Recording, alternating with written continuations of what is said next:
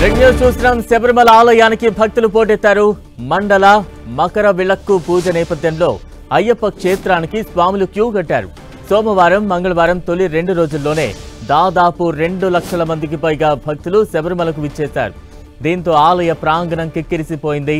పంబ నుంచి సన్నిధాన మార్గంలోనూ విపరీతమైన రద్దీ నెలకొంది.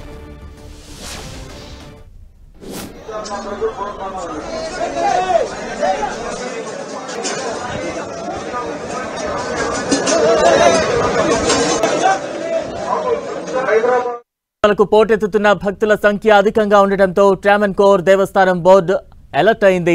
భక్తులకు ఎటువంటి ఇబ్బందులు లేకుండా అన్ని ఏర్పాట్లు చేస్తోంది. భారీగా భక్తులు తరలి రావడంతో క్యూ లైన్లు నిండిపోయాయి.